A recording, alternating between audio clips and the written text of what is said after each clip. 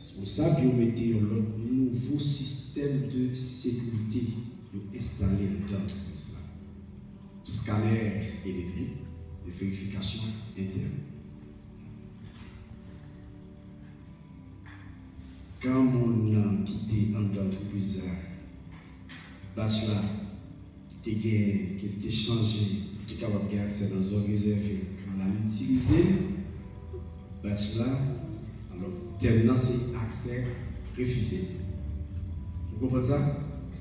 Là, il utilise bachelor, puisque le nouveau système qui est installé, scanner électrique, vérification interne, et puis système de sécurité, il est placé bachelor, il dit accès refusé. En gros, système non, alors, système non, pas garder apparence.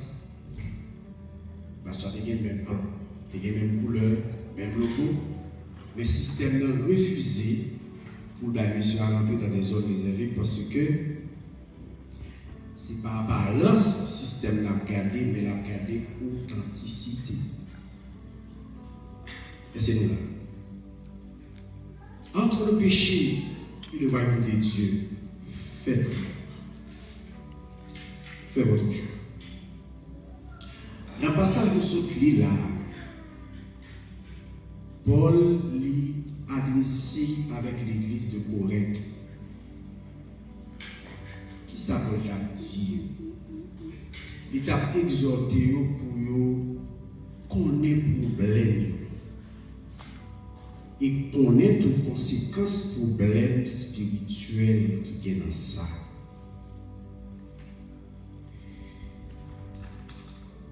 Il énumérer tout un ensemble de comportements qui étaient liés avec l'église de Corinthe, qui est lié avec l'héritage du royaume de Dieu.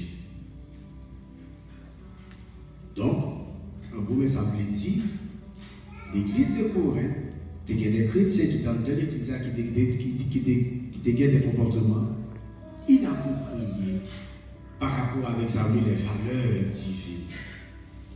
Donc, Paul a appelé à une transformation de cœur et de l'esprit. Il a encouragé à abandonner une série de pratiques qui éloignent de Dieu. Des avertis. Alors, on est capable de dire, ouais, mon Dieu, il est ouvert pour tout le monde qui a fait volonté de Dieu.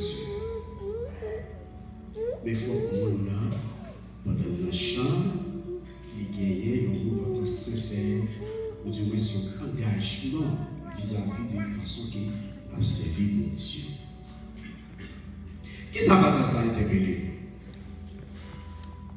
Ça veut dire, nous-mêmes, je dis à qui dans l'église, qu'il y a des comportements inappropriés, qu'il y a des pratiques qui gagnent, qui ne pas fait mon Dieu plaisir. Donc, pas d'être nos illusions.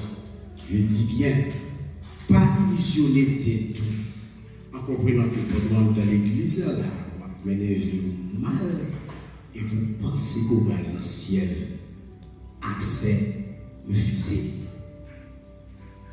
Et c'est de les samedis là. Frère, on va dormir là, on va dormir là.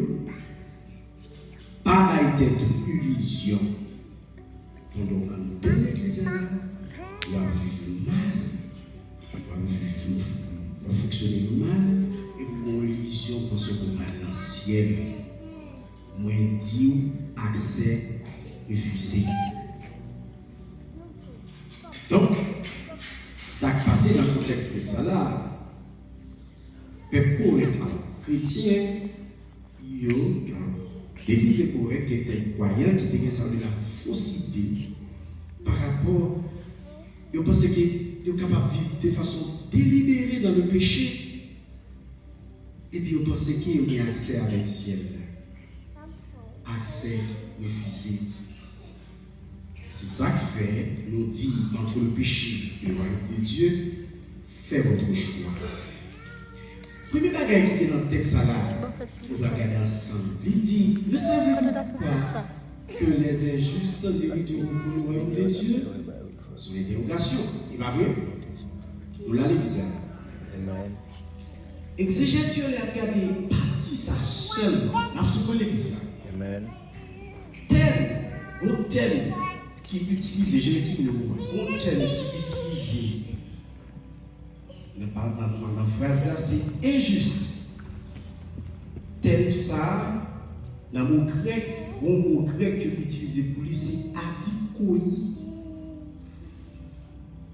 Yes, adikoi, qui signifie ceux qui vivent dans l'injustice, ceux qui pratiquent le péché, ceux qui rejettent la volonté de Dieu, du moins ceux qui persistent dans des pratiques contraires à la parole de Dieu. Est-ce que vous devez me dire là? Je vais répéter encore, l'élément que nous avons regardé ensemble, c'est ne savez-vous pas qu'il est juste en vérité auprès du royaume de Dieu? Exégète, vous regardez le mot central dans la partie ça, c'est les injustes. Thème grec utilisé pour lui, c'est adikoi, qui signifie ceux qui vivent dans l'injustice, ceux qui pratiquent le péché, ceux qui rejettent la volonté de Dieu, ceux qui persistent dans des pratiques contraires à la parole de Dieu. Dans le contexte texte là, injustice ça pour la parler à là, c'est pas une faiblesse liée, mais son pratique délibérée qui sépare le monde de Dieu. Est-ce que vous avez dit là? Dans le contexte texte là, le mot, le terme injuste que Paul utilisait, ce n'est pas une faiblesse qui est liée, mais son pratique délibérée qui sépare le monde de mon Dieu. Est-ce que nous l'avons l'église? L'église à la veille? Voilà que Jésus-Christ a parlé dans Matthieu 7, verset 21. Christ disait, il dit, ceux qui me disent Seigneur, Seigneur, n'entreront pas tous dans le royaume des cieux, mais seulement celui qui fait la volonté de mon Père qui est dans les cieux. Amen. Amen. Ou kala, ou à chanter, ou à adorer, ou à prêcher, ou dans le choral, ou c'est pasteur, ou c'est un missionnaire, ou c'est tchèque. Quel que soit son théier, on va dire Seigneur, mais le texte l'a dit, mettre la parler, il dit c'est pas tout cap rentrer dans le royaume. Mon cap rentrer dans le royaume, c'est le monde qui fait la volonté du Père qui est dans les cieux. Et il y a un auteur chrétien qui a parlé dans le même contexte que ça, je dis le péché est tout pour l'instant, mais amer pour l'éternité. Amen. Je dis le péché est tout pour l'instant, amen, mais amer pour l'éternité. Lola pas prendre plaisir pour vivre dans le péché parce qu'on prend payer sa chair. Avant même de faire un jour, entrer dans le ciel, on doit faire payer toutes les conséquences bêtes qui fait pendant que dans le corps. Amen. Ça, c'est pas cette confession de foi qui est liée, non, mais son exigence pour gagner comme croyant, comme nous qui sommes par l'ancien, ou pour exigence pour transformer de façon réelle. Et c'est nous là. Et pour cette profession de foi, nous allons accepter Jésus-Christ comme sauveur personnel, ou mettre Jésus la vie, et puis c'est comme si on était là seulement. Mais lorsqu'il dit ça, pratique, train de vie, action, joie de vivre, doit mon pied aussi, mon sauver le ciel. Doit une transformation réelle et sincère qui est vraie que vous faites dans la vie. Est-ce que nous l'avons dit ça? Ça là, vous ne pouvez pas tout sauver au bras du ciel et vous ne pouvez pas transformer. Est-ce que nous l'avons? Donc, en tant que chrétien, nous devons vivre de façon séparée du péché. Pas parce que nous chantons, non. Parce que le texte a dit le salaire du péché, c'est la mort. C'est le Romains 6, 23. Amen. Et la Bible m'a fait parler. Et le texte a dit ça. Nous devons vivre de